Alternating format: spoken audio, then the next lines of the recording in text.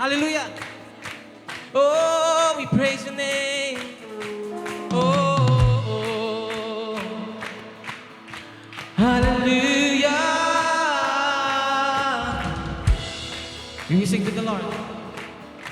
I know who I am. I know who I am. I know who I am. I am yours. I am yours. Everybody sing. I know who I am. I know who I am.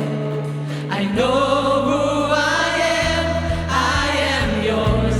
I am yours. And you are mine. Jesus, you are mine. You are mine. Jesus, you are mine. Everybody say, I was running and you found me. I was blinded and you gave me sight. You put a song of praise in me. Oh, I was broken and you healed me. I was dying and you gave me life. Lord, you are my identity. And I know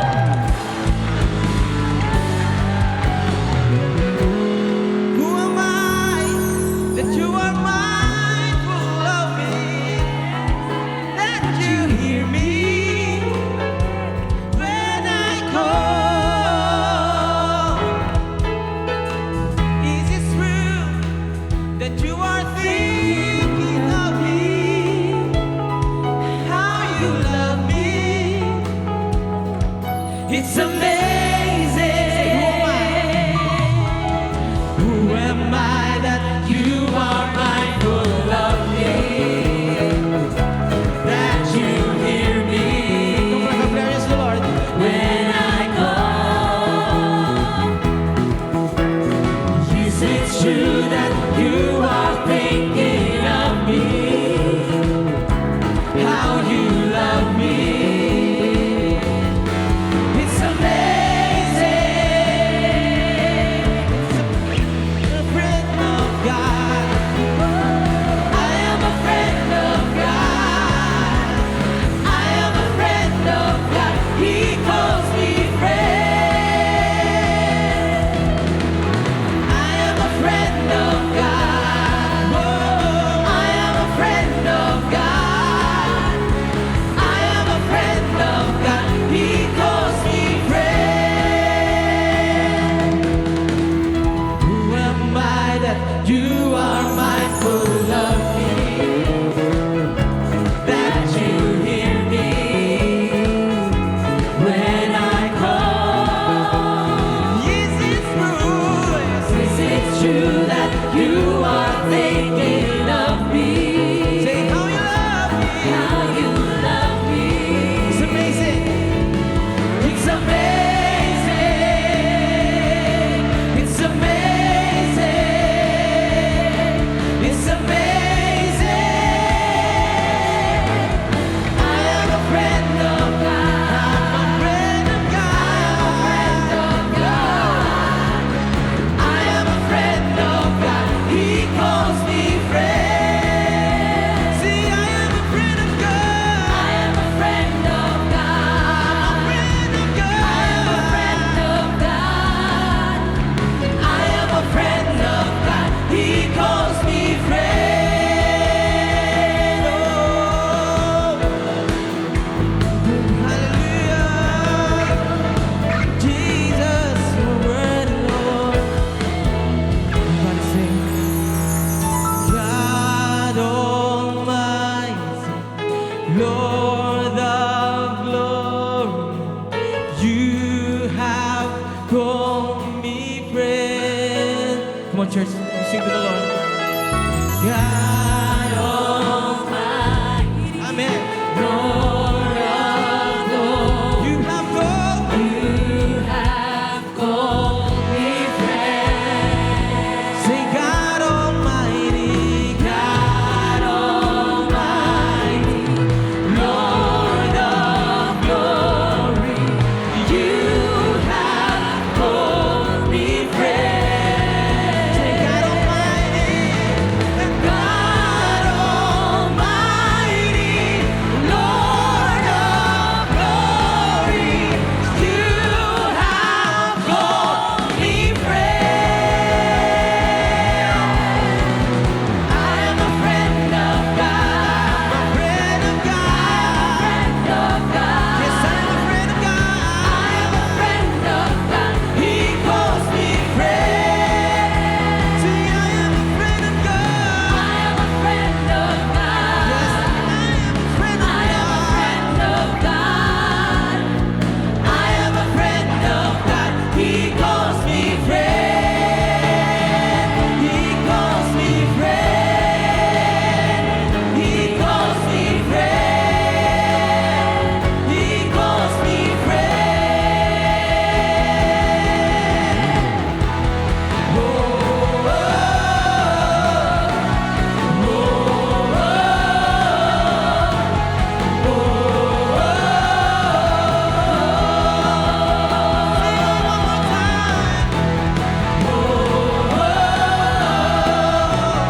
oh,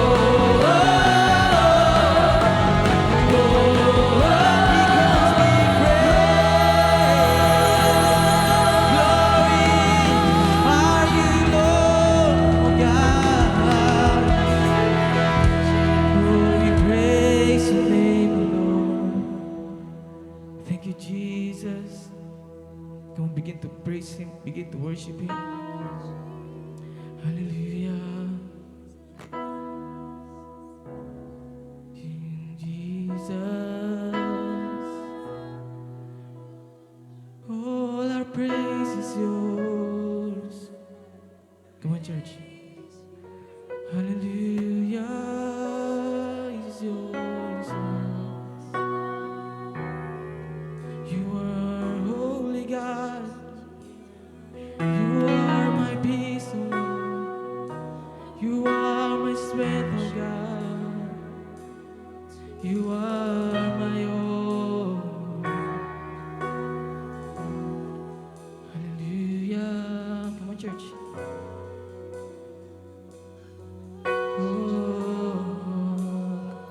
I-worship mo si Lord. Pasalamatan mo siya sa lahat ng kanyang ginawa sa bawat araw na binuhos niya sa'yo. Sa bawat pagpapala, sa bawat kalakasan, sa bawat tagumpay ng buhay mo. Sa bawat saya, sa bawat lungkot, pasalamatan mo siya. Sa bawat pag-iyak, nakapalit ay saya, Lord. Pasalamatan mo siya dyan. Salamat po, Diyos. Sinasamba kita. Come on, church. Hallelujah. Dakila ka. Hallelujah.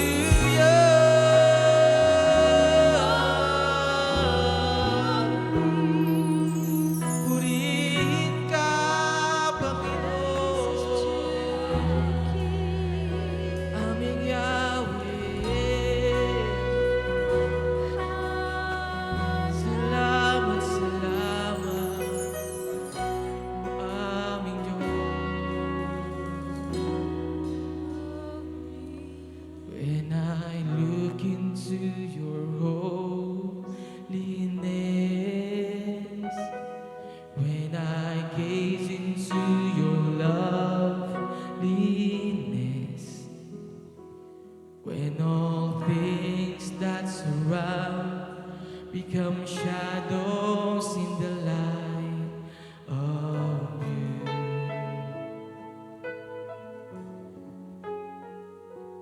When I found the joy of reaching your heart, when my will becomes enthroned in your love, when all things that surround become shadows in the light of you. Everybody sing. I worship you.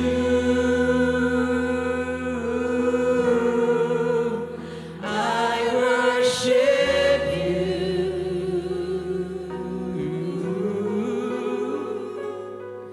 The reason I live is to worship you. I worship you.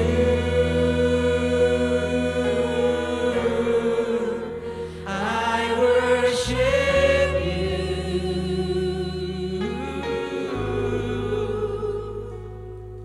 The reason I live is to worship you. Once again, we will sing together. When I look into your holiness, when I gaze into your loveliness, when all things that surround become shadows in the light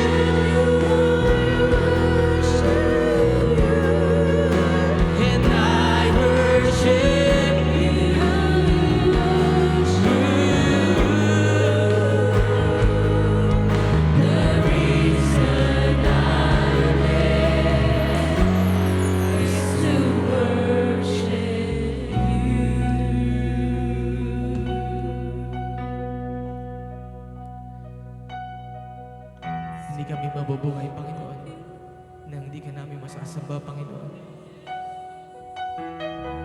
Wala kami magiging lakas, Panginoon, kung hindi ka namin masasamba, Lord. Hindi kami magiging masaya, Panginoon, kung wala ang presensya mo sa buhay namin. At di ka namin mapapasalamatan, Lord. Kahit na pasalamatan mo, Panginoon, perfect timing to para magpasalamat ka sa Panginoon. Come on, sabihin mo sa Panginoon, salamat po, Lord. Salamat o aming Diyos Ama. Salamat sa biyaya at lakas ng Diyos. Come on, sige.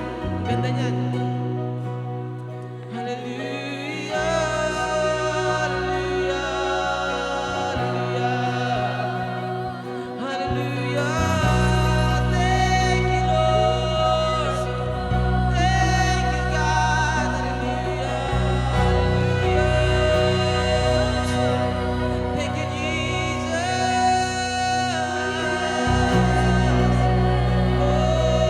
Puri ka, Panginoon. Sabi mo sa Panginoon, to worship you, I live. To worship you, I live to worship you. Once again, you sing. To worship you, I live. Yes. To worship you, I live to worship you. To worship you, Lord. To worship you, I live. To worship you, I live to worship you. Nothing else matters. To worship you, I live. Oh Lord. To worship you, I live to worship you. Worship you, I live. To worship you, I live. To worship you, I live to worship you. Sabihin mo sa Panginoon. Hey. To worship you, I live. To worship you, I live to worship you. Say yeah. To worship you, I live. To worship you, I live to worship you. For the last time is to worship you, I live. To worship you, I live to worship you.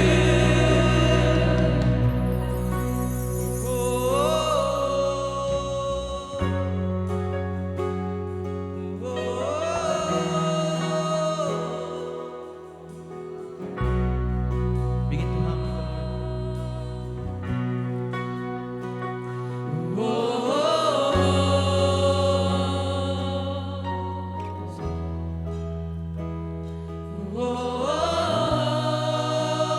wow, hallelujah. Once again.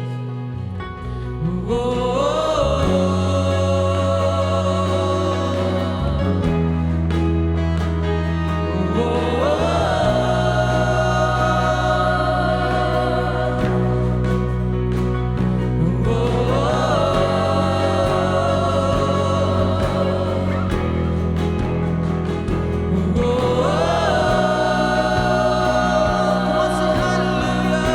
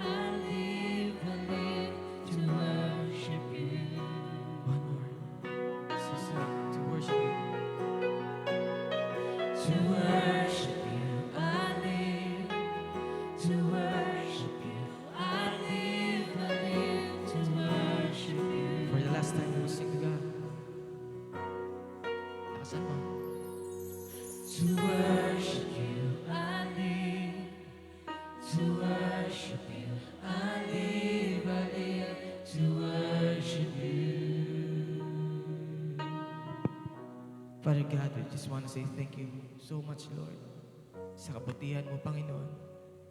Salamat, O God. Ang lahat ng pagsamba, papuri at pasasalamat ay binabalik namin sa iyo, Lord God. In Jesus' name we pray. Amen. Yes. That was a powerful time of worship. Hello, Life Giver fam. I am Daisy Flojo and I am here to share my life-giving story. Before po, ako yung tipo ng tao na taong bahay lang. Since nasa bahay lang, wala nga akong bisyo pero na-addict naman ako sa Wattpad. Umabot sa point na nag-iipon ako para may mabiling libro. Nasisita pa ako noon sa classroom kasi imbes na makinig sa mga professor, nagbabasa ako ng Wattpad. Ako rin yung tipo na go with the flow. Madaling maimpluwensyahan ng barkada kung ano yung vibe nila, vibe ko rin. Kung ano yung sinasabi nila, sinasabi ko rin. Kaya nabansagan akong maldita at ma-attitude. Not until isang araw, merong pina-activity ang professor namin na ang requirement ay kailangan naming umattend sa kahit saang simbahan at dapat kaming magpasa ng reflection paper about sa sermon. Praise God, dinala ako ni Lord sa Life Giver. Isa sa mga classmate ko noon ang nag-invite sa akin sa isang life group. Doon, sama-sama kaming nakikinig and paunti-unti na rin akong napapasama sa Sunday service ng Life Giver. Habang tumatagal ako dito sa Life Giver, na-amaze ako especially sa aking mentor kung gaano siya ka-radical at ka-all out sa kanyang pagbibigay. Dahil nakikita ko mismo sa kanya paano magbigay, doon tumatak sa akin na dapat hindi ako maging madamot kay Lord at sa mga gawain niya. Naging active ako sa pagbibigay ng tithes and offering and even first fruits. Naging all out din ako sa aking giving. I am a working student. Aral sa umaga, trabaho sa gabi, and that same process repeats every day for the past 3 years. I don't have time for myself. Kaya ang pinakakinatatakutan ko ay nangyari. My health failed and I ended up with an intermittent cough for 7 to 9 months. Tuloy-tuloy ang ubo ko. Nakadepende pa sa environment ang lala niya. July came and mas lumala ang sitwasyon ko. Bumalik ako sa paggagamot and doon lumabas ang iba ko pang mga sakit. And upon diagnosis, hindi lang pala ubo ang sakit ko. During those dark moments, I tried to be positive sa mga ibang tao. Pero pag mag-isa na lang ako, doon ako umiiyak ng husto. I thought anytime, kukuhain na ako ni Lord. But God is really good. Sa time na lugmok ako, I heard His small voice saying to me, "Anak, wag mong tuldukan ng para sa akin ay simula pa lang." Niremind ako ni Lord sa kanyang mga pangako. Niremind niya akong bumalik sa ministry, mission and vision na binigay niya sa akin. I took the risk of taking meds again kahit may fear ako na negative yung magiging effect niya sa body ko. But by God's grace, ginamit ni Lord ang new medication na binigay sa akin ng doktor. And God healed me in less than 2 weeks. By God's grace, ako po ngayon ay magaling na. Kaya gagamitin ko ang buhay at lakas ko para sa Kanya. Now, I am enrolled in our life group class at tuloy pa din ang pagiging working student. Part din po ako ng prophetic ministry and at the same time, restored life group ng Life Giver Metro. Since din na na-introduce sa akin ang pagbibigay, di na ito naging problema. Naintindihan ko na dapat ibigay kay Lord ang para sa Kanya. I learned that giving is a form of worship. Giving is non-negotiable for me. Giving means I honor God with my all and that I don't own anything. What I give to God is not mine, but His. Kanya ang lahat ng meron tayo. So how about you, Life Giver fam? Ano ang kaya mong ibalik sa Panginoon na hawak-hawak mo ngayon? Ano ang kaya mong ibigay sa Panginoon na deserve niya sa buhay mo? This is the perfect time to worship God through your generosity. So ano pang hinihintay natin? Life Giver Church, let's give.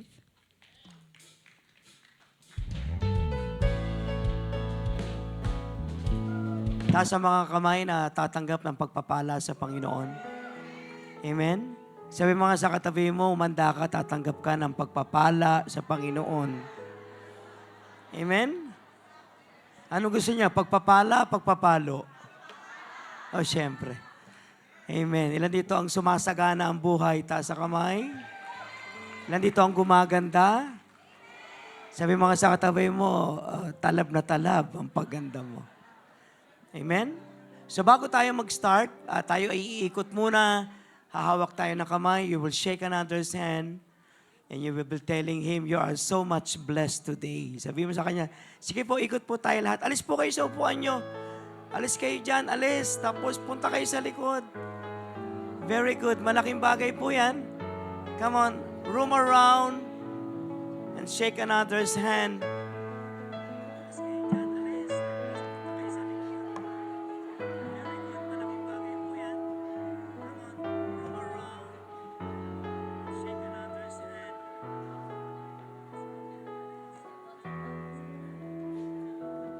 Amen.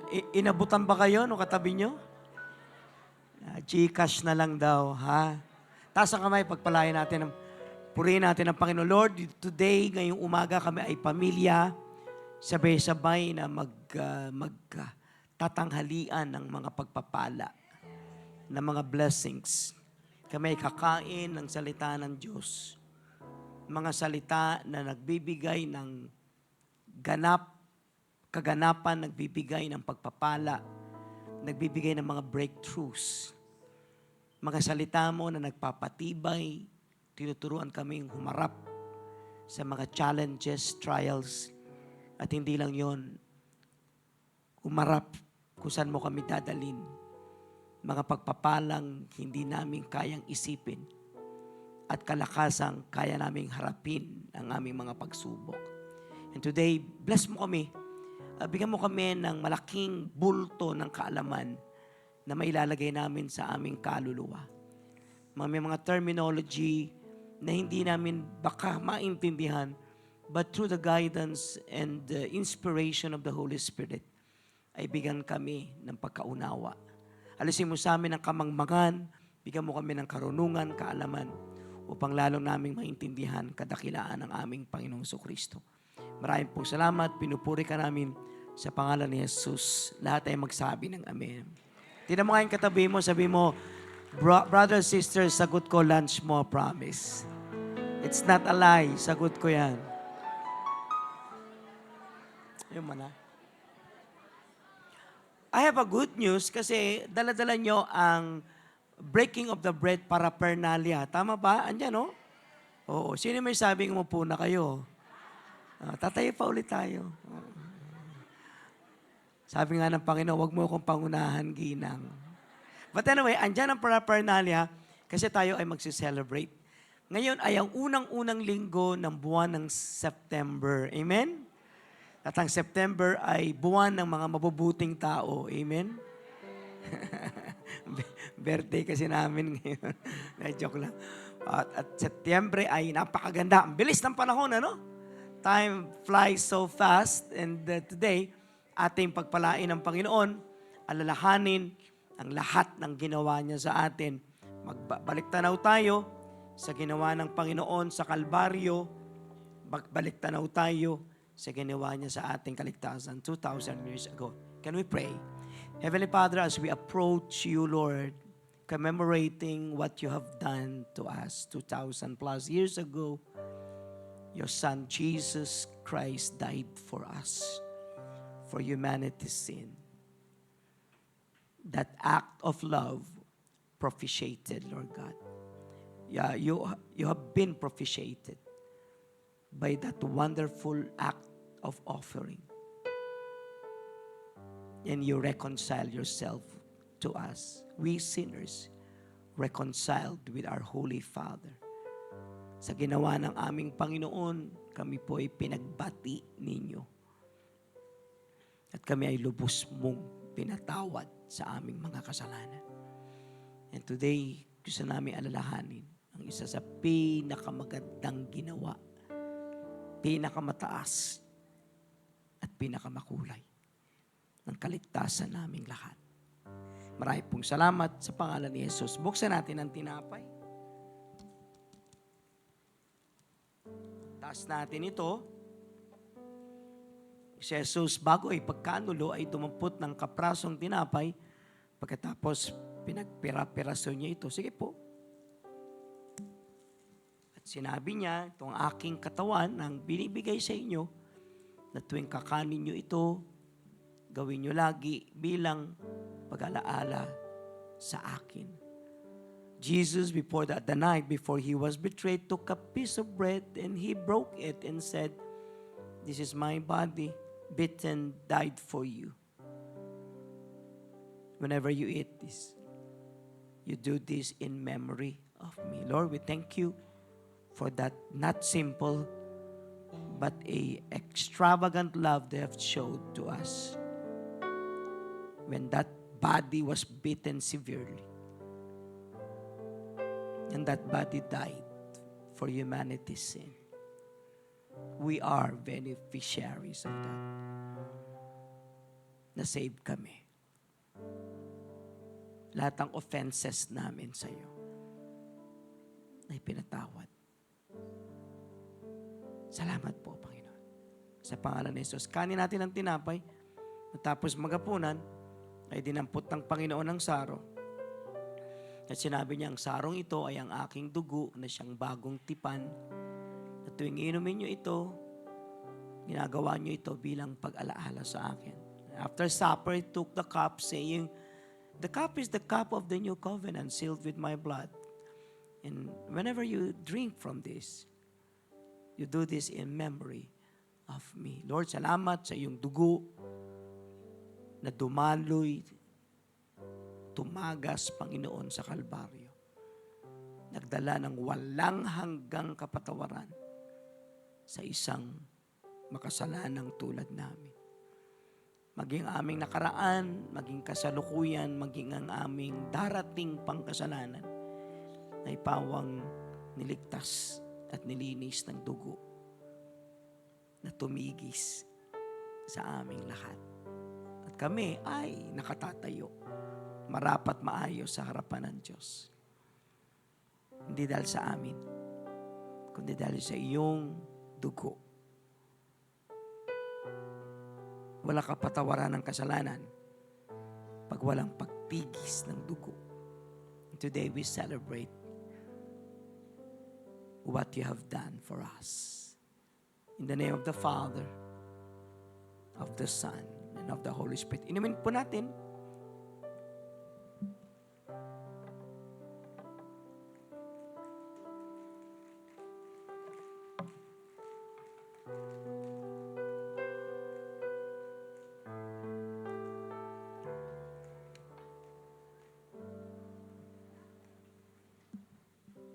Sapagkat tuwing kakanin niyo ang tinapay, inumin ng saro, pinapahayag niyo ang kanyang kamatayan, pagkalibing, kanyang pagkabuhay. Siya'y pumanik sa langit. At ang Panginoon ay babalik muli. Maranatha, Panginoon. Maranatha, Jesus. Can we give thanks to God? Hallelujah. Come on, everybody. Hallelujah, Jesus. Thank you, Lord. We love you. In Jesus' name. Everybody say amen. Yakapin mo nga yung biyenan mo, katabi mo. At sabi mo, mahal kita, kapatid. At wala ka nang magagawa ron. Sige po. Biro mo, bata-bata mo pa, biyenan ka na. Today we'll talk about the shepherd who is one. The shepherd who is one with the Father.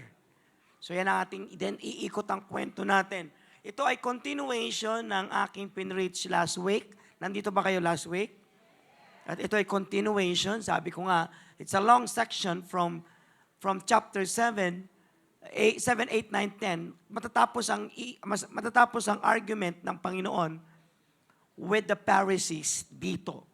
So, hindi ko alam kung magpapaumanin ako sa inyo sapagkat magsasalita ako ng ilang mga theological terminologies. And I hope, picturean na lang ninyo at pag-aralan ninyo mabuti at makakatulong po ito sa inyo, purihin ng Panginoon Diyos. Can we go to John 10:22-30? Then came the festival of the dedication at Jerusalem.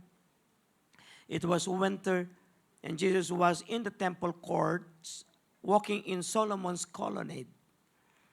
The Jews who were there gathered around him, saying, "How long will you keep us in suspense? If you are the Messiah, tell us plainly." So Jesus answered, "I did tell you, but you do not believe. The works I do in my Father's name testify about me. But you do not believe, because you are not my sheep. My sheep listen to my voice. I know them. They follow me. My Father, I'll give them eternal life, and they shall never perish. No one will snatch them out of my hands. My Father who given to me is greater than all. No one can snatch them out of my Father's hand. 30, I and the Father are one." Tutuloy pa natin mamaya yan in order makakuha tayo ng big picture kung ano ang nangyari dito. So the title is The Shepherd Who is One with the Father. Eventually, he will be revealing his relationship with the Father. At ito yung pinaka-climax. Even though malaki ang pagitan nung ating pinag-usapan sa 9, papunta rito, because this is the Feast of Hanukkah. Hindi to part ng 7 feast ng Israel. Ito ay nangyari sa kanila nung sila ay nakalaya sa kamay ng Syrian. Siguro mga around 167 BC. At nakakreate sila ng isang feast o piyesta na kung tawagin is the Feast of Dedication. Probably nasa December ito. So malaki ang pagitan nung 9 and 10. But part pa rin ng buong section. Okay? So tingnan natin, pag-usapan natin dito. Ano ito? Again, ang theme ay light. Ang theme ay cleansing and God's presence. Okay? At ang setup nito ay nasa Solomon's colonnade sila na siyang common teaching ground sa loob ng templo. So andun sila, nagharapan na sila nitong mga ulit ng mga kalaban niya. Remember na ang kalaban ng Panginoon ay hindi fraternity. Kasi nung panahon namin, ang fraternity ay iba eh. Pero ngayon, ang ganda na ng mga fraternities. Nag-develop na sila na sumagot ng social issue. Amen? At okay, pero hindi to, kalaban niya hindi fraternity, hindi rin siya gang. Hindi siya grupo ng gang. Na ano ba mga gang ngayon na nakakatakot? Di ba? Oh, bagang, yan, nakakatakot yan, okay. At hindi to gang eh. Ang problema ng Panginoon, ang kalaban niya, ay ang batikang mga pastor ng Israel. Biro mo, ang kalaban mo ay ang religious sector na magliled sa kamatayan niya. So nakakatakot, di ba? Sana ka nakakita na dapat kakampi mo yung religion ang kaaway mo. At nire-reject ka. So nagkaroon na ng tension between sa dalawa. Kaya ang tanong sa kanya, sabihin mo na nga kung sino ka. Ayan. Ang sagot ng Panginoon, sinasabi ko na hindi kayo naniniwala. Merong isang tanong ng isang Mohammedans o Muslim. May isa na napanood ko eh. Sabi niya, saan sa Bible makikita na sinabi ng Panginoon na siya ay Diyos? Sa isip-isip ko, sinabi na nga sa Bible.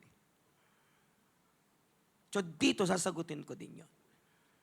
Kailangan sagutin. At ang sinasabi ng ilan, hindi Diyos si Kristo. May isang relihiyon, paulit-ulit sa television nila, si Kristo ay tao. Paulit-ulit yan. Ilang dekada na nilang tinuturo yan. At wala raw masasabi din na ang Panginoon nagsabi na siya ay Diyos. Di sagutin natin ngayon. Kasi kapag nakikinig tayo sa mga ito, mawawala ang ating paniniwala, si Kristo ay Panginoon. Okay? So sagutin natin. Unang-una, the proof of His Messiahship. 24:25. The Jews who were there gathered around Him saying, how long, ang tanong sa kanya ng mga Hudyo, How long will you keep us in suspense? If you are the Messiah, tell us plainly. Jesus answered, I did tell you, but you do not believe. The works I do in my Father's name testify about me. Tinatanong niyo ako sino ang Mesiyas, ang Messiah. Sabi niya, sinasabi ko na hindi kayo naniniwala. So ang tanong niyo ngayon, sabi niya ganon, na ang ginagawa ko ay ang pinagagawa ng Ama. Kasi ginagawa ko ang gawa ng Ama at yun mismo ang nagte-testify. So the question is, are you the Messiah? Are you? So Jesus' point, not the words alone. Ang sagot niya, His words done in my Father's name testifies about it. Yung sinasabi ng Ama. So siguro, ang tanong ninyo, Bishop, hindi naman issue yan ng pagka-Diyos niya. Ang tanong siguro ay ang kanyang pagiging Mesiyas. Ang problema natin ito, yung kanyang pagiging Messiah at pagiging Diyos ay magkaparehong bagay. At hindi ako magpapaliwanag doon, kundi ang Panginoon mismo. Okay? So sabi niya ganun, kung ayaw niyo nang maniwala, ang assessment ko, ayaw niyong maniwala na sinasabi ko, ba't hindi niyo pag-aralan kung ano yung ginagawa ko? Again, ano ba yung ginawa niya? Balik sa chapter 9, isang bulag, pinanganak na bulag, ay kanyang binigyan ng mata. That is one of the best demonstration that Jesus is God. Not only the Messiah, but God. So big meaning is miracles, teaching, life, bear witness. Hindi lang verbal. Ang sinabi sa niya, hindi lang words, kundi demonstration. Kasi pagdating sa book of John, kinolekta ni John ang lahat ng mga miracle signs and wonders ni Christ, attestation o testifying na si Kristo ay Messiah at siya ay Diyos. Ibig sabihin, may mga testimonies at may mga signs and wonders directly testifying that Jesus is King/Messiah. Pero meron ding testimony, signs and wonders nagte-testify na si Kristo ay Panginoon. Pero pagdating sa John, ang book of John, collection ng lahat ng testimonies, signs and wonders, miracles, pati preaching niya na nagsasabi, Diyos siya. Hindi lang salita, yung kanyang miracles. Katulad nga yung the miracle of the man born blind was the demonstration of his divine nature. Meaning, faith is not built on demand. Faith is not built on demand for more signs. Kasi kung wala ka naman faith, kahit bigyan naman kita ng maraming signs, hindi ka naman maniniwala. Bigyan mo nga kami ng sign. Nagalit na nga ang Panginoon. Sabi sa kanya, hindi, wala na akong bibigay sa inyong sign, kundi ang sign ni Jonah. Nagalit na Katulad nung pinanganak na bulag, pinagaling ng ating Panginoon. Ang sagot niya, ano pa bang sign? Ayun na nga pinanganak ng bulag, pinagaling ko nga binigyan ko ng mata. Pero ang lumalabas, that faith is not built on demand for more signs. But faith is about trusting the evidence already revealed by Christ. So question is, maniniwala ka ba si Kristo Panginoon? Ang Panginoon ay Diyos. Nasa sayo ngayon yun. Kasi may television at isang network na parang dedicated lang para patunayang si Kristo tao. Kahit po umabot ng 200 taon yun, hindi mo mabubura si Jesus ay Diyos. Kasi 200 taon lang, hindi mo papapatunayan. And even si Arius, hindi umabot ng 2,000 taon. Hindi niya mapapatunayang si Kristo ay tao lang. Si Kristo ay Diyos. Nandiyan ba kayo? Number 2. So the shepherd is one with God. Unang-una, the proof of Messiahship. Sabi niya, ayun chapter 9. So can we go to number 2? The special privilege of the sheep. Sabi niya, kinakausap ko kayo, ina-attest nyo kung ako ang Diyos. Sabi niya, makinig kayo mabuti doon sa mga disciples ko. Baling siya ngayon sa mga disciples niya. 26. But you do not believe because you are not my sheep. My sheep now listen to my voice. I know them and they follow me. Here comes Jesus now. Dalawa ngayon, siya kausap pa rin siya, nagpaparinig na siya. Pero ngayon, ang sinasabi niya, yung special treatment niya bilang Diyos sa kanyang mga tupa, bilang shepherd. Chapter 10 yan eh. Chapter 10 is about his shepherding ability. He is the shepherd. And so sabi rito, you do not believe. Alam mo bakit? Ba't kayo hindi naniniwala? Una, kasi you are not my sheep eh. You know my sheep, listen to my voice. I know them. They follow me. So ang problema natin will be unbelief. Unbelief will always lead us to destruction. Pag hindi natin binuo ang paniniwala kay Kristo, there will be destruction. Sabi ko nga sa inyo, ang kausap ay mga Pharisees. Nag-a-address siya, kausap disciple, ina-address din niya. Pero makikita natin ang problema. The problem is unbelief. Sabi niya, alam mo bakit kayo may unbelief? Because you are not my sheep. So ang tanong ngayon, sino ba ang sheep ni Lord? Ang sheep ng Panginoon may tatlong importanteng characteristics. Ano sila dun sa shepherd? Una, they listen. According to Christ, they listen. Sa ibang word yata, the word is hear. It comes from the Greek word, ayan, akuo. Mahaba yung o eh, akuo. The meaning akuo, basic sense, means to hear. Meaning, my sheep hears me. Not only that, my sheep perceive my sound. Naririnig nila yung tono ko eh, yung tinig ko eh. Pangalawa, may extended sense. Pag sinabi nating akuho, listen, sabi niya, my sheep, listen to me attentively. So hindi na sila nakikinig, they listen to me attentively. Not only that, but akuho also goes beyond that listening. My sheep, sabi niya, understands me. They understand to heed, they understand to obey. Sabi niya, nakikinig sila sa akin. Alam nila yung tunog ko. Secondly, sabi niya gano'n, nakikinig sila, seryoso. Attentive sila. Interesado sila. Hindi lang sa tunog ko. Sa sasabihin ko. Hindi lang yon, sabi niya gano'n. Ang mga tupa ko, sabi niya, sila ay sumusunod. Ibig sabihin, itong salitang ako na ito in biblical usage, hearing is often tied always to obedience. Pag sinabi nung araw nakikinig, nag-o-obey. Nag-o-obey, nakikinig. So hindi mo siya, inseparable yung dalawa eh. So pag sinabi nakikinig nung araw, sumusunod sila. Pag sinasabing sumusunod sila, nakinig muna sila tapos sumusunod sila.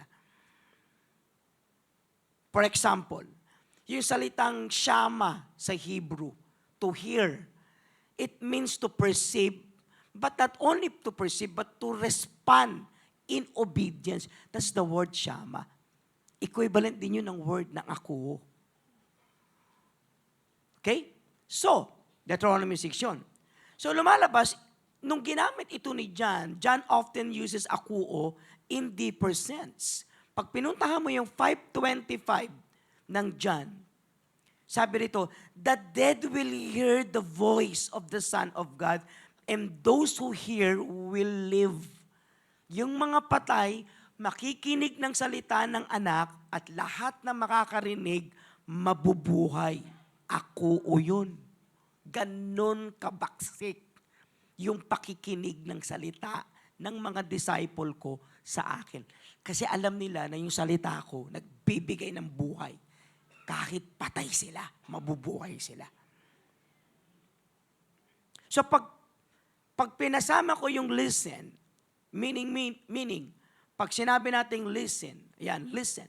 My sheep listen. Tingnan natin. Listen to my voice. Lumalabas na they don't just hear sounds.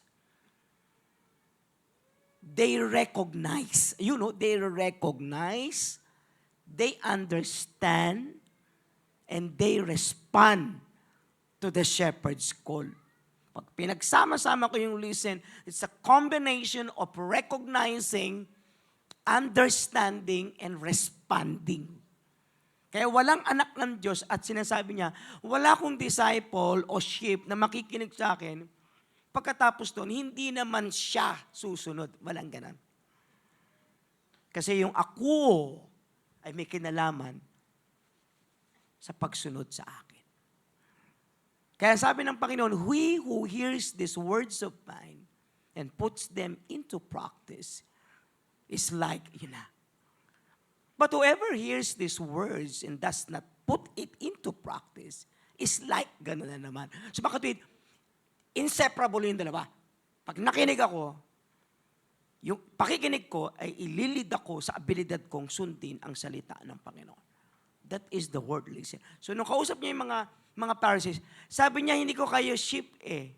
Ang problema ninyo, hindi kayo nakikinig sa salita ko.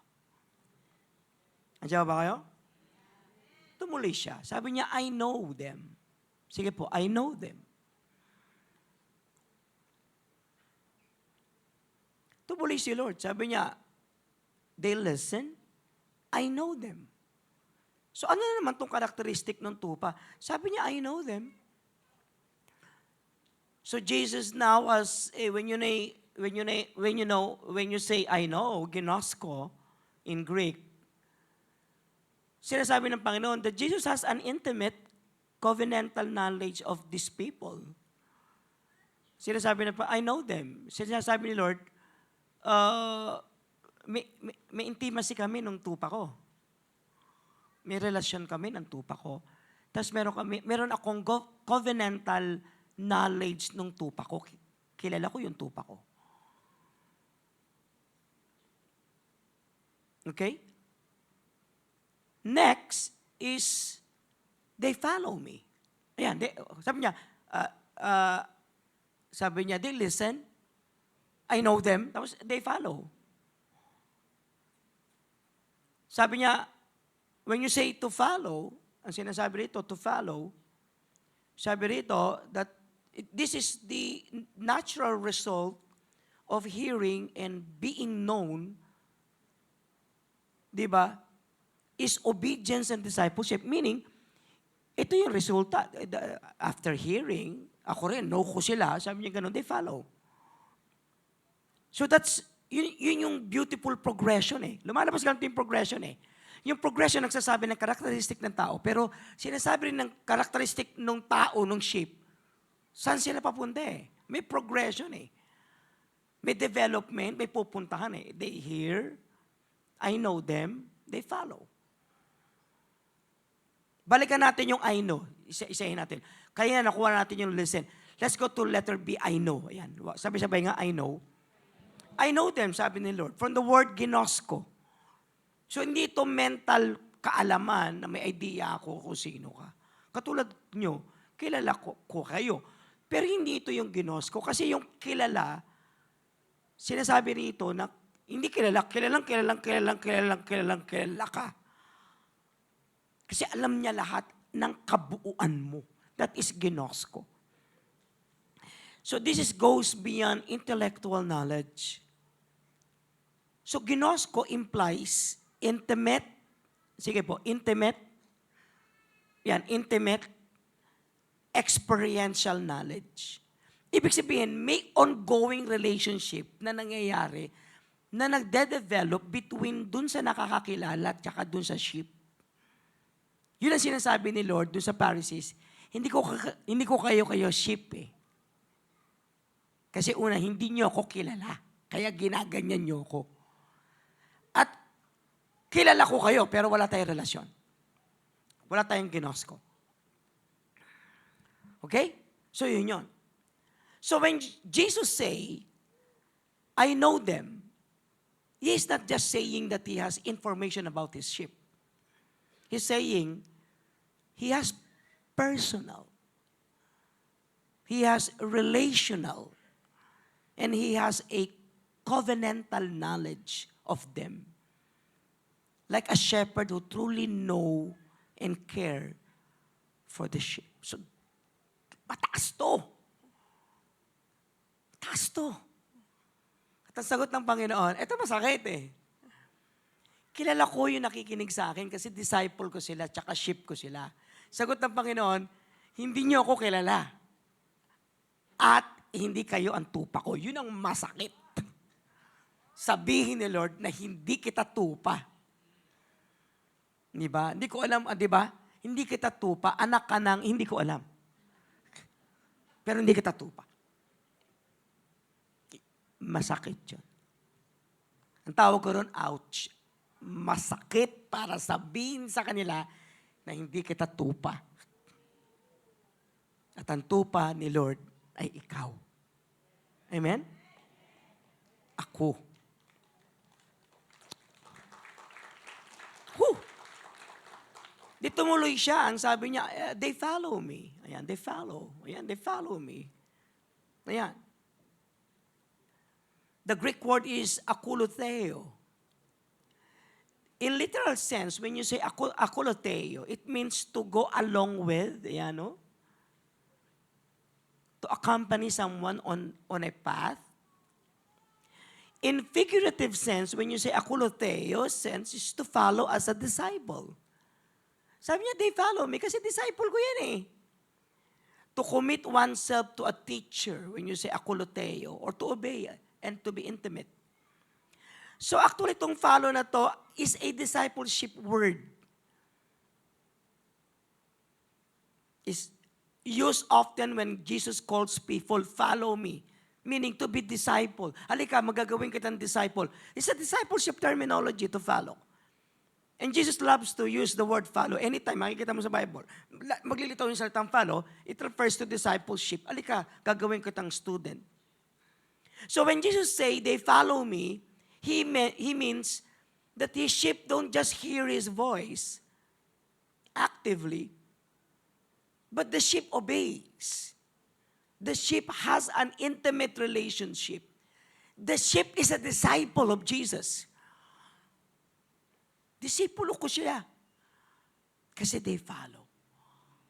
So sabi ng Panginoon, ito yon, pero hindi kayo yon. Kasi kada nakikita nyo ako, kinukontra nyo ako.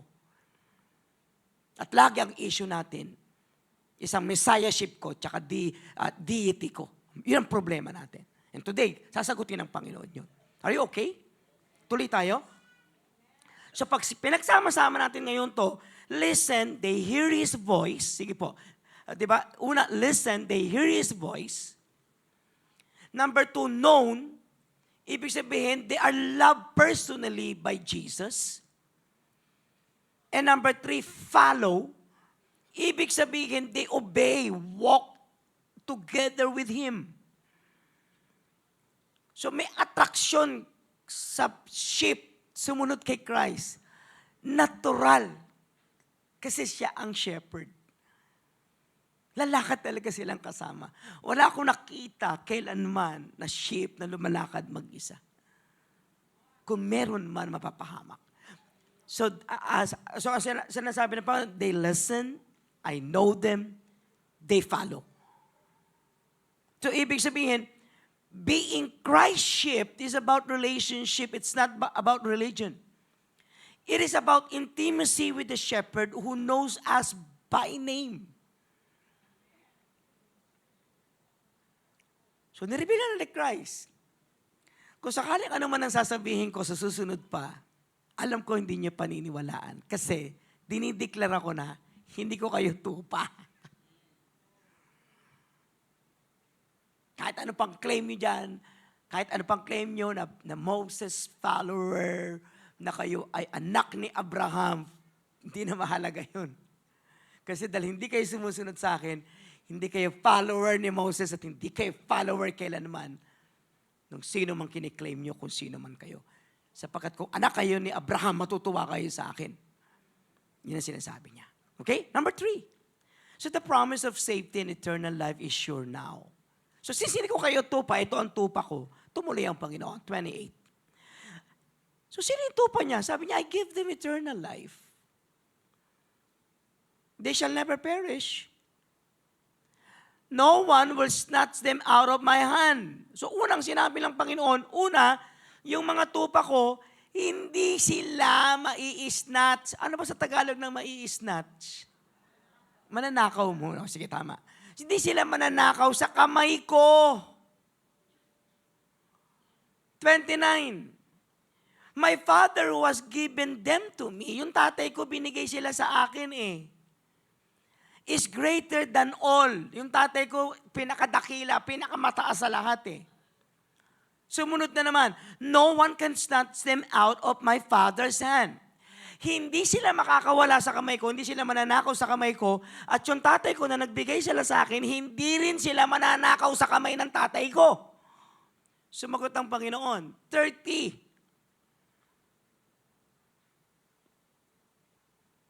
Saka natin sagutin, doon sa 30. Sa una, bibigyan ko ng eternal life yung tupa ko. Nireveal na niya, hindi kayo tupa ko, hindi kayo nakikinig Ito na tupa ko nakikinig. Una, yung tupa ko, bibigyan ko ng buhay na walang hanggan. It's not a temporary life. It's a life that is forever. At ang sabi niya, not only eternal life, they shall not perish. Nagbibigay ng assurance na hindi sila mapaparusangan at hindi sila mapapangamak. At pangatlo, sinabi niya, yung safety ng mga tupa niya, no one can snatch them out of my hand. This is now double security. They are safe under the hands of the Son as well as the hands of the Father. Is a double security. Ibig sabihin, ang mga tupa ng Panginoon, rest assured, ay assured possible na ang kaligtasan nila ay secured sa kamay ni Christ at sa kamay ng kanyang amang nagbigay sa kanya ng tupa. Mabigat yun. At dito pinakita na ng Panginoon ang distinguish at pagkakaiba ng tupa niya at ibang tao na walang ginawa kundi banatan siya sa kanyang pagka-Diyos at laging usisain ang kanyang pagkatao. So this led me to number 4. The power of divine unity. And then Christ concluded, verse 30. Can we go to 30? Sa pag-aalaga sa tupa, at ang mga tupa, ano pagkakaiba ng mga tupa? Alam ng tupa yung divine status ni Christ. At alam ng tupa ang divine status ni Christ at ng Ama. Sumagot ang Panginoon, I and the Father are one. Ang Ama ko at ako ay iisa. Saan siya iisa? Sa pagbibigay ng security based on verses 29 and 28 and 29 na ang Ama daw ay isa. Ang pagkakaisa nila sa purpose ng pag-aalaga ng tupa, nagkakaisa sila sa kapangyarihang iligtas ang tupa. Makikita mo sa 28, balik tayo sa 28. Ayan na. Saan sila nag-unite? Sa 28, ayun I give them eternal life. They shall never be perished. No one will snatch them out of my hand. My Father has given them to me, greater than all. No one can snatch them out of my Father's hand. Safe sila sa kamay ko, safe sila sa kamay ng tatay ko. 30, I and the Father are one. One in what? In securing the sheep. There is safety under the hands of the Son and under the hands of the Father. Ang problema, yung 31, 33. So, ginawa nila 31. Can we go to 31? Tingnan natin, intindihin natin yung kwento in line dun sa pagkakaintindi nung unang audience. Kasi hindi ikaw audience, sila So, tingnan natin, paano inintindi nung audience. Kasi kung mali ang intindi ng audience, kokoreken sila ni Christ. Pero tama ba intindi nila? After hearing John 10:30, itong ginawa nila. Again, his Jewish opponent picked up stones to stone him. But Jesus said to them, I have shown you my good works from the Father. From which this do you stone me? So babatuhin siya. Nga pa pala, Nung panahon na yon, ang pagbato sa tao ay isang capital offense, capital punishment. Ibig sabihin, si Christ ay guilty ng isang capital offense. Ano yon? May kiniklaim siya eh. So ang sabi ng isang nakinig dito at nagbasa nito, hindi naman tungkol sa pagka-Diyos yan eh. Bakit siya babatuhin? Hello? Bakit siya babatuhin? Babatuhin ba si Christ dahil sinabi niyang manikurista siya? Sumagot po kayo. Babatuhin ba siya dahil sinabi niyang masahista siya? Babatuhin ba siya dahil engineer siya? Arkitekto siya? Babatuhin ba siya dahil pastor siya? Babatuhin ba siya dahil nakagawa siya ng mali? Hindi. Saan siya babatuhin? Tuloy natin. Sabi niya, saan niyo ako babatuhin? Dahil sa ginawa ko? Sabi niya, 33, we are not stoning you for any good work. No, wala. Sabi niya, they replied, but for blasphemy. Because you are a mere man, claim to be God. Saan siya babatuhin? According sa first audience, babatuhin siya dahil sa kanilang pagkakaintindi na siya ay tao, kiniklaim niya na siya ay Diyos. Tama ba? Tama ba? Tama ba ang pagkakaintindi nila? Ang problema, wala ka doon eh. Sila nandun eh. Alam nila yung Jewish setting, tradition, culture. Alam nila ang kanilang paniniwala, belief. At alam nila kung sino ang kausap nila. So ang pagkakaintindi nila, hindi ka namin babatuhin dahil sa ginawa mo. Babatuhin ka namin dahil sa sinabi mo. Bakit? Tao ka, tapos sasabihin mo na Diyos ka. Sa mga kapatid, babatuhin ka namin because of, sabay-sabay nga, exactly, blasphemy. Bakit? Tao ka, pinapantay mo ang sarili mo bilang Diyos.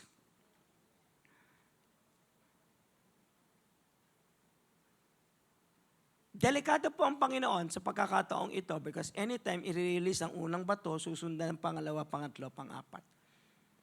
Sa totoo lang, delikado ang Panginoon sapagkat pwede na siyang patayin. At may otoridad ang mga ito, patayin siya. Sapagkat ang issue ay hindi political, kundi ang issue ay tungkol sa teolohiya. Papaano ngayon lulusutan ng Panginoon ito? The answer is in 34. Are you okay? Jesus answered them, is it not written in your law, I have said you are gods? If you claim them gods to whom the word of God came, and scripture cannot be set aside. What about one whom the Father set apart as his very own, sent into the world? Why then do you accuse me of blasphemy because I have said? Sabi ng isang relihiyon, saan daw nakalagay sa Bible na si Kristo daw, sinabi daw niya na Diyos siya. Yan o. Because I have said, I am God's son. Sagot niya, hindi, ang sinabi lang diyan, God's son. Hindi kasi ikaw ang unang audience diyan. Kilala ng Pharisees at may alam silang understanding na maayos tungkol sa salitang yan. So, ang ginawa ni Christ, kinote niya Psalm 82. Tagalogin ko para maintindihan natin. Balik lang ulit. Sumagot ang Panginoon, hindi ba nasusulat naman sa inyong kasulatan na kayo ay mga Diyos? Tinatawag na mga Diyos ang sinong man kung saan ipinagkatiwala ang salita ng Diyos. So ang salita ng Diyos ay hindi pwedeng isang tabi. Di ba? Sabi niya, kayo man din ay tinawag maging Diyos. Ang salita ng Diyos ay binibigay at kung sinong pinakatiwalaan ito ay tinatawag na Diyos. So he was quoting Psalm 82. Diba kapatid, yung pagbato sa kamay nila, napigil na. Sabagat nagkiklaim si Christ sa 82. Hindi ngayon mapasabilian. Tama bang word ko? Oo, salamat po. Yun po. Mapasubilian. Tama? Hindi nila makorek. Bakit kinotan siya rito eh? Na question, noong 1990s, kinukot ngayon ito ng isang grupo. Ang tawag sa grupo nila ay SOAR. Sabay-sabay nga SOAR. Naniniwala sila dahil sa sinabi ni Christ na ito, tayo daw ay mga Diyos.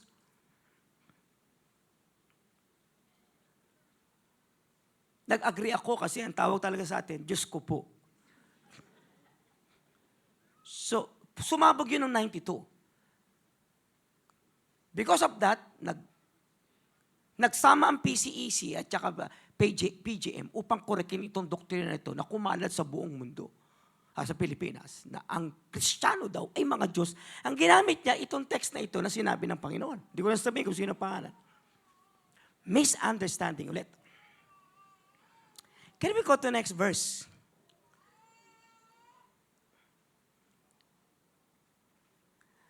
Interesado ba kayo sa pinag-usapan natin?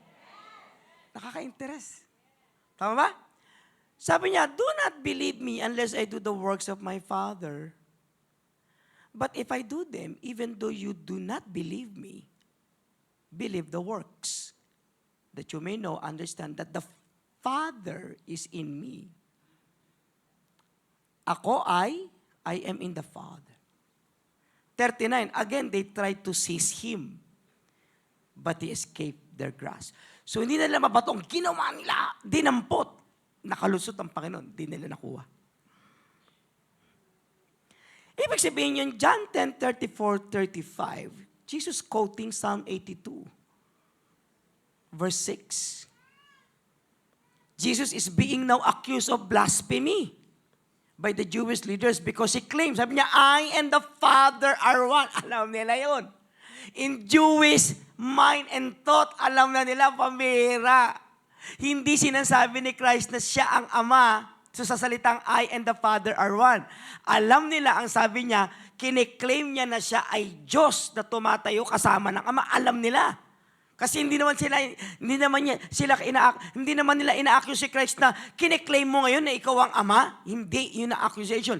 Ang ina-accuse sa kanya na kiniklaim mo ngayon na kapantay ka na meron pang Diyos kasama ng Ama. Yan ang banat ngayon sa kanya. So ngayon, ang tanong natin ngayon, bakit niya kinote yung Psalm 86:2? Can we go to Psalm 86:2? I said you are gods. You are all sons of the Most High. Question.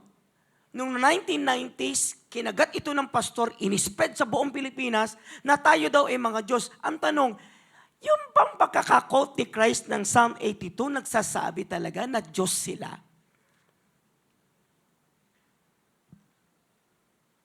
I hope masagot ko. Kasi ayoko umuwi kayo tapos ma-confuse kayo. Ang tawag po rito is Kalwa Homer. So what is this Kalwa Homer? It's a Hebrew term. Kasi pag hindi natin ito naintindihan, uuwi tayo, Diyos tayo. Kasi nag-quote si Christ, di ba mga Diyos kayo na mga pinagkatiwalaan ng salita ng Diyos? Itong Kalwa Homer is a common Jewish rabbinical method of reasoning. It's a type of logical argument. Marami to. Madami. At ibig sabihin ng Kalwa Homer, Kal, light, Homer, heavy. It means light and heavy, o kaya lesser and greater. So ito ay isang rabbinical hermeneutical principles. At sa scripture, ang dami nito. Itong Kalwa Homer. So when you say kal, tingnan natin kal, ayan, lighter, lesser case. Ibig sabihin nito, nagre-refer ito sa mas magaan.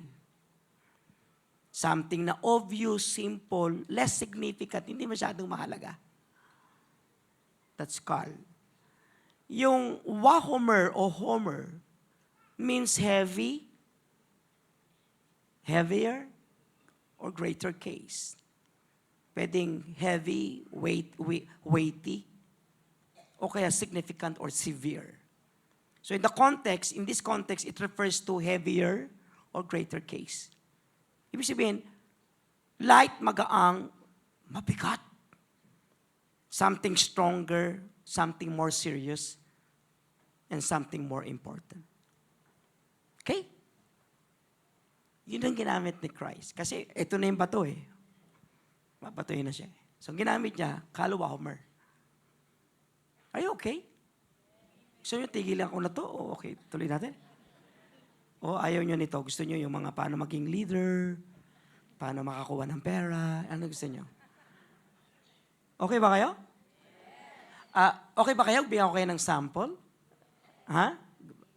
I'll give you example. Deuteronomy, ito. Yan, Kalwa Homer yan. Deuteronomy 31:27, For I know how rebellious and stiff-necked you are. If you have been rebellious against the Lord while I am alive, kal, magaan. How much more after my death? Sabi niya ngayong pangalang buhay ako, rebellious na kayo kal. Paano pag namatay ako? Heavy. Oh, lumilitaw pala to. Tama? Ngayong pangalang buhay ako gusto mo na akong utangan What more, pag namatay ako, hindi ka na magbabayad. That's Kalwa Homer. Are you okay? O tigilan na natin to. Kasi may tumawag sa akin, Manny, nakikinig ako ng preaching mo. Ang bibigat ng pinipreach mo sa church mo. Naiintindihan ba nila? Ako so far, hindi. Sabi ko, wag ka na lang makialam sa church ko. Pakialaman mo na lang yung church mo. Kasi naiintindihan ng tao ko. Tama ba? Okay? Taas ng kamay na naiintindihan ako. Ilan dito pinatataas ko siya ng kamay pero hindi rin niya naiintindihan. Taas ang kamay. Okay, very good. Thank you. Tuloy tayo. Another Kalwa Homer. Are you okay? Interested? Number 2. Ayan. David's men said to him, Here in Judah we are afraid. How much more then if we go to Keilah against the Philistine forces? Dito pa nga lang sa Israel, takot na tayo What more kung pupunta pa tayo sa kalaban? That's Kalwa Homer. Hello? Are you okay? Tuloy tayo. Punta tayo sa New Testament. Meron ba sa New Testament? Yes, go. Yeah, sabi ni Christ. Ito maganda. Sabi niya, if you then, though you are evil, know how to give good gifts to your children.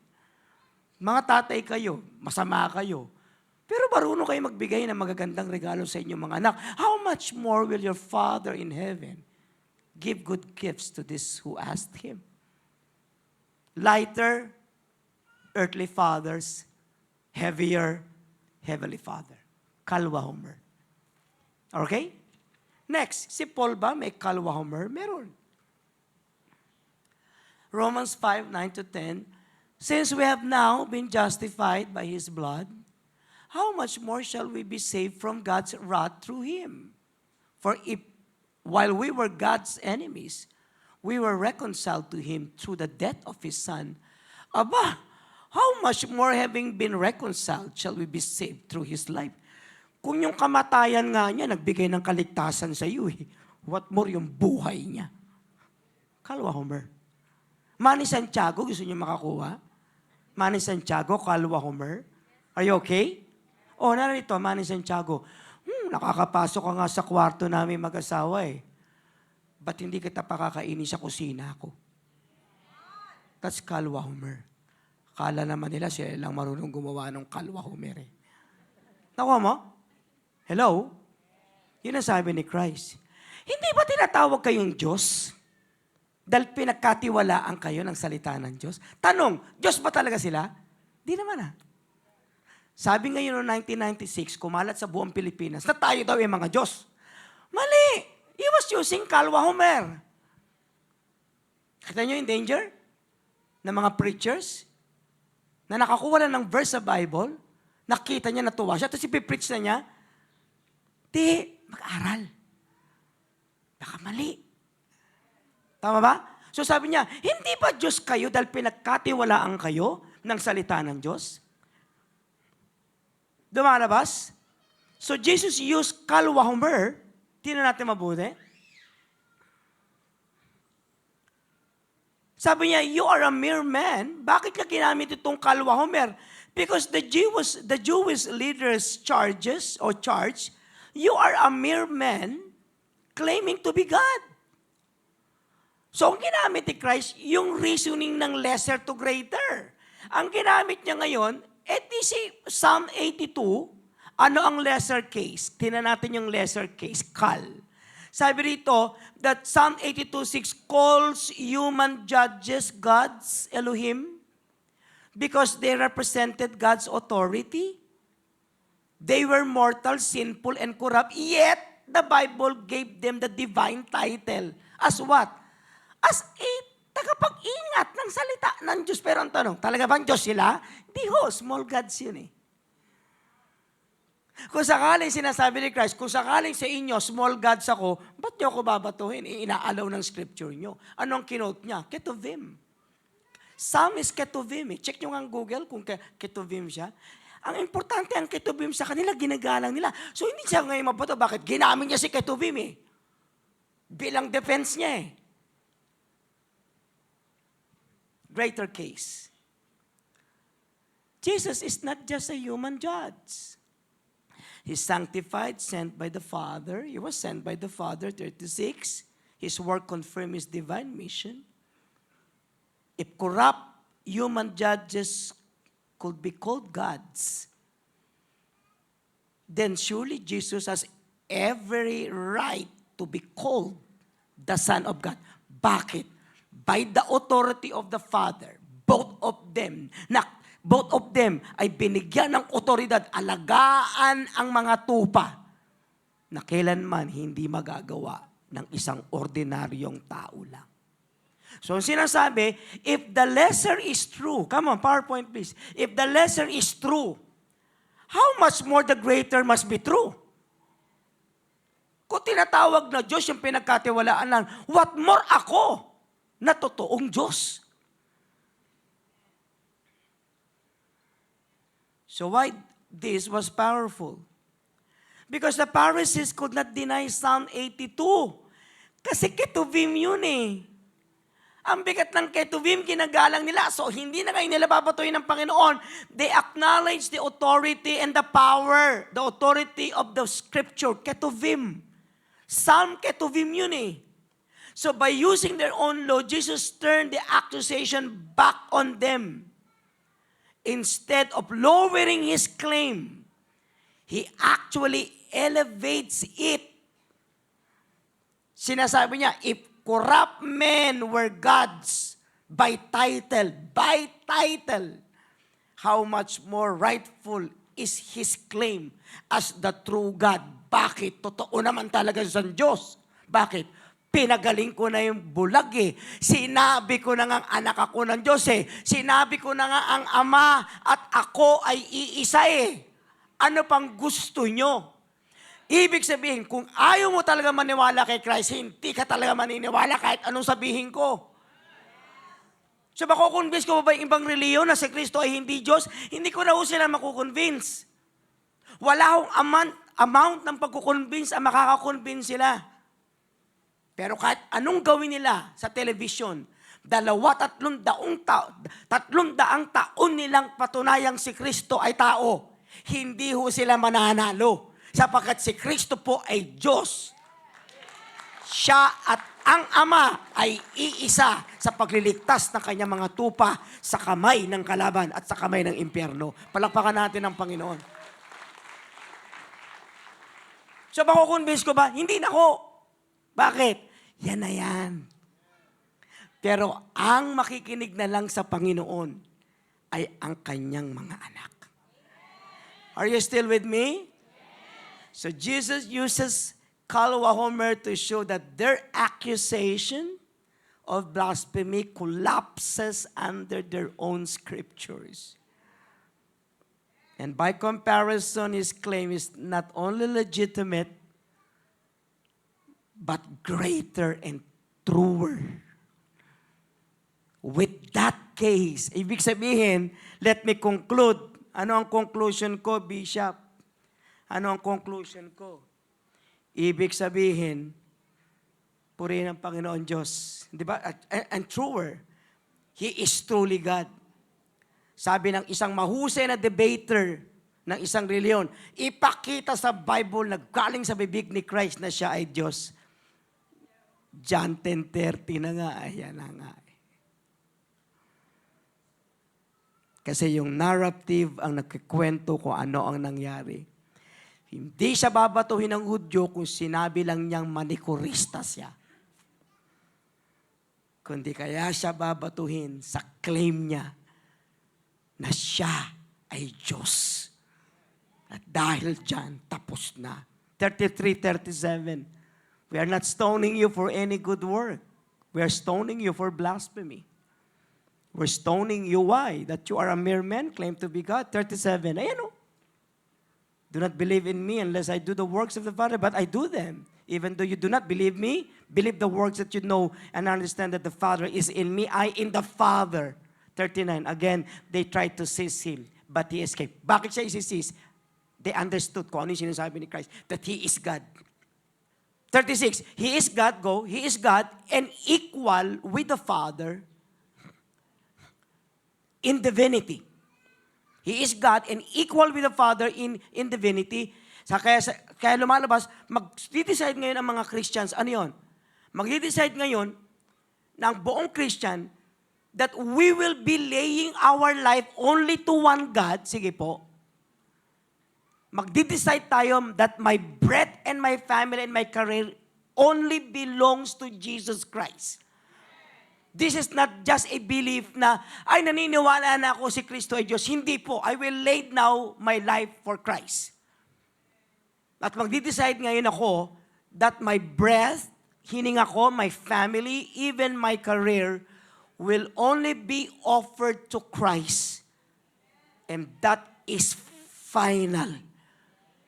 I have a good news, brothers and sisters. Pwede na po kayong mamatay alang-alang sa Panginoon. At hindi ho nakakatakot paniwalaan na si Kristo ay Diyos. Hindi po tao lang siya. Siya po ay Diyos at pwede po niyong ikamatayan sa harapan ng mga taong galit sa atin. Malakas ang loob ko ngayon na sabihin, Lord, we are willing now to offer everything na meron kami for your greater glory. Because Jesus is the Messiah. Come on, PowerPoint please. He is the good shepherd, one with the Father. Ibig sabihin, His sheep are safe, secured in His hands. 4 things na meron kay Christ. Una, there is assurance. So stop doubting if God loves you. Stop doubting, naku, Diyos ba siya? Stop doubting God, Christ. His hand is stronger than your weakness. He loves you so much. Namatay nga siya eh. At ang kamatayan niya, nagbigay ng kaligtasan sa atin, what more buhay na siya at darating muli, ay mabigat na yon. Number 2, discipleship. Be a disciple of Christ. A true sheep, hear, know, follow. Check if you are living as His sheep. You are His sheep. Tayo ay tupa niya. And number 3, evangelism. Evangelize. Point people to Christ. Point the unbelievers to the work and the word. Works and words of Christ. Kasi doon sila masisave. Hindi na nakakahiya. Dadalhin mo ang tao sa Panginoon. Kasi bakit? Totoo, may kaligtasan kay Christ. Na kung dadalhin mo ang isang tao, Lord, ano kaya mapahama ko to? Hindi. Nasa tama silang paniniwala sapagkat si Christ ay ang tunay na Diyos.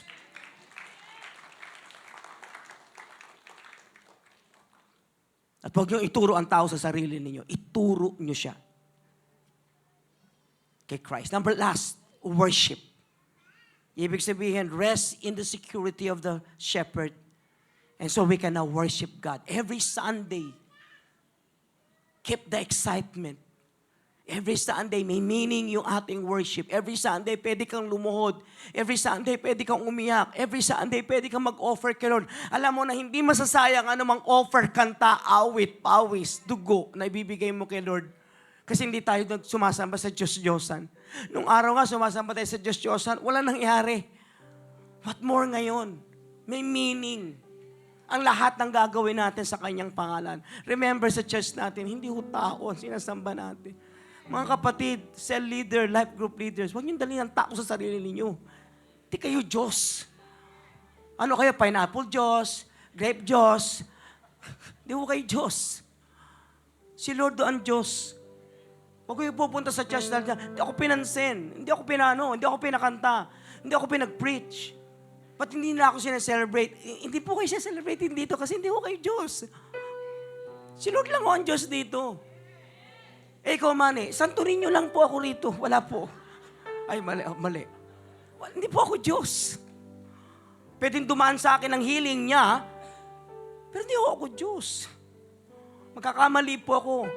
May mga tao rito na, naku pa nagkamali si Bishop, aalis na ako sa church.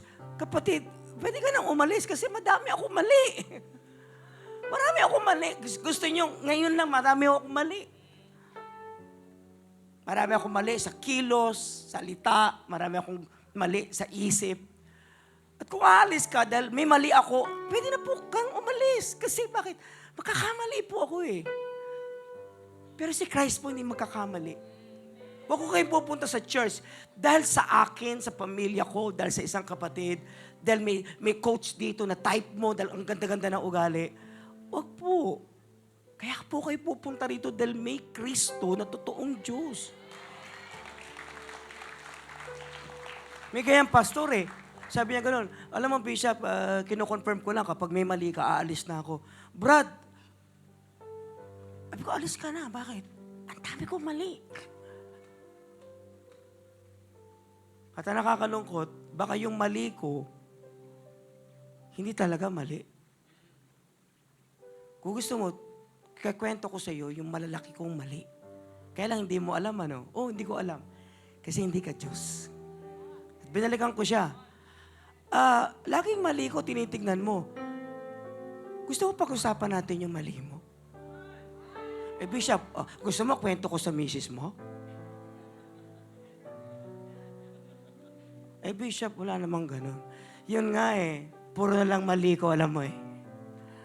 Pero yung mali mo, binaon natin sa hukay. Sino ka ba nun? Kapareho ko rin kung sino din ako ngayon. Stop pointing finger. Stop blaming people. Stop criticizing and looking on someone's fault because you are not God. He is God. I am not perfect. He is perfect. Kaya sabi ko doon sa pastor, Brad, ngayon pa lang umalis ka na. Kasi nung tinanggap kita rito sa church, pareho tayong basura. Pero minahal kita. At ang anak mo. At ang pamilya. Saka siya lumambot. Kapatid, si Jesus Christ po ang Panginoon dito. Decide today, kaya po kayo pupunta sa church na ito. Kasi si Kristo lang ang tinataas dito.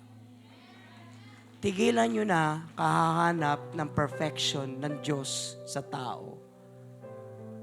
Kasi wala po tayo makikita. Kasi si Kristo lang ang Diyos na hindi magkakamali. Tatayo tayo lahat. Woo! Thank you, Lord. Thank you, Jesus. Raise your hands. Thank you, Father. May kinakata ka kanina, anak ka. Ano yung kinakata mo kayo? Ano yung chorus na? Hindi, yung chorus na kayo na. Yung una mo kinanta. Ano yung kinanta mo kayo? Ano yung chorus na? Sige, kantayin natin po yun. I worship you. Hallelujah. Raise your hands, please. Lord, humingi kami ng tawad kasi di po kami Diyos. Baka nag-aasta kaming Diyos. Tulungan mo kami na magpakumbaba. At sana sambahin lang ang isa't natatanging Diyos sa buhay namin. Lord, tulungan mo kami magmahalan. Sa pagmamahal na galing lang sa isang perpektong Diyos. Tulungan mo kaming mahalin ang isa't isa. Hindi dahil sa kabutihan at perfection meron siya sa kanyang buhay. Kuya, tulungan mo kami magmahalan kasi lahat kami ay beneficiary ng pagmamahal at pag-ibig at perfection ng isang Diyos. ang Panginoon. Raise your hands, please. I worship you. You are my Lord. Raise your hands. I worship. Magdesisyon ka nga nang sasambahin mo lang ang Panginoon. Ooh, the habang nakataas ang kamay, purihin natin ang Panginoon. The reason I live, Lord, is to worship you. I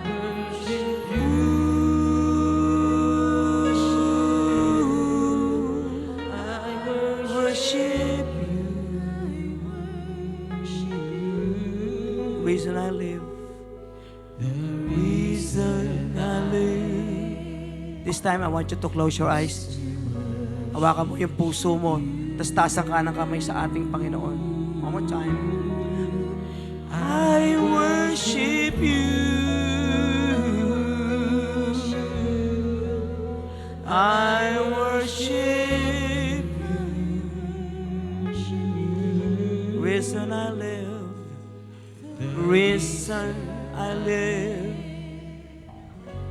is to worship you. One last time.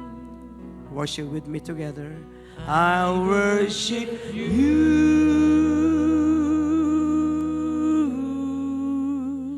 I worship you.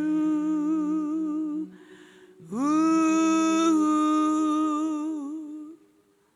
the reason I live is to worship you.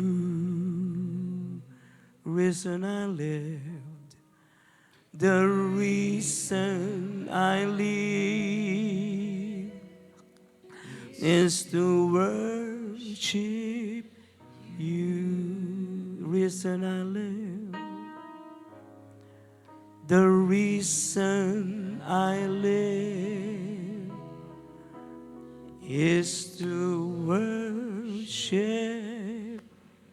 you. Tingin po kayo sa akin.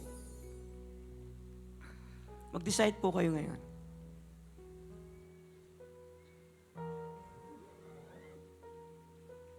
Decide po kayo ngayon whether sasambahin niyo po tao o Diyos.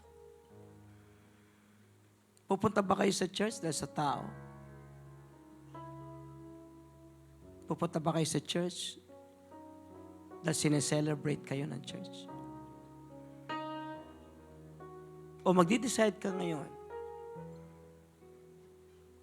na si Kristo lang ang sasambahin mo sa iyong buhay. At dahil dyan, mamahalin mo ang mga taong binigay sa iyo ng Diyos. Decide today. Kung ang sasambahin mo, sitwasyon. Pag hindi ka nakakita ng perfect situation, pack up na tayo. O pagkakatiwalaan mo ang Diyos, maging sa imperfect environment meron ka. Decide today who is supreme. Is your boss, is your career, is your family supreme over Christ? Or Christ is supreme over all these things or persons? Decide today. I have a suggestion to all of you. There's only one supreme being in this life. And you know who He is. Decide today that you give His life to Him. Not to me. And not to anyone else. But only to Christ. Kasi bakit? Hindi ka makakawala sa kamay niya. You are safe under the hands of an almighty Son of God. And you are safe sa kamay ng Ama natin. I and the Father are one. Raise your hands, please. I'll pray. Heavenly Father,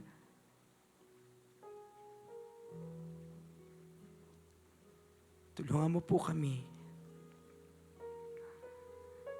na ibibigay lang namin ang aming pagsamba sa Diyos. Kay Kristo ang aming Panginoon, sa Ama niya na nagtawag sa amin sa kaligtasan.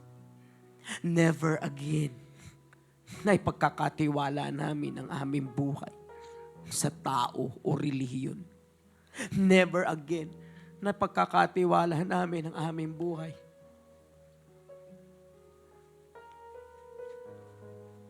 sa mga taong mamamatay, sa mga taong walang mabuting hangad sa amin, kundi kami iligaw. Lord, tulungan mo kami ng allegiance namin at faithfulness ay sa iisa lamang Diyos na totoong Panginoon na hindi mawawala kahit kailan. Lord, tulungan mo kami mag-decide na ilalagay lang namin ang aming buhay sa kamay ng aming tagapagligtas. At sa kamay niya, kami ay makikinig. Sa kamay niya, kilala niya kami. At sa kanyang kamay, kami ay safe. At susunod sa kanya, kung saan man niya kami gustong dalhin. Lord, huwag mo hayaan mag-fail ang tao lang sa amin. And if somehow mag-fail ang tao, hindi ka mag-fail. Hindi ka mabibigo. At hindi mo kami bibiguin. Turuan mo kami na ibigay ang pinakamataas na pagtitiwala at nawa ang pagmamahal sa iyo lang at walang iba. At ang pagmamahala nating dalawa, Diyos, nawa makinabang ang mga anak mo na pinagkatiwala mo din sa amin. And Lord, may this church be a church that is Christ-centered. At hindi kami human, people-centered o man-centered, kundi a church that is Christ-centered. Lord, marami pong salamat. Pinupuri ka namin sa pangalan ng aming Panginoong Hesus. At ang lahat ay magsabi ng amen. Hug somebody please. Yakapin ang katabi. Purihin ang Panginoon Diyos. Hallelujah. Are you blessed? May the good Lord richly bless you and your children. May keep you from falling. Make your stand unblemished. May His grace work in you, His face shine on you, may His abundance flow throughout your lifetime. With good health, with enjoyment, health, soul prosper. May you have life to the fullest. Receive this from Jesus Christ, the when fellowship ends. God bless you. Love Christ. Worship Christ. Si Christ ang lahat. Magpapala galing kay Christ. God loves you.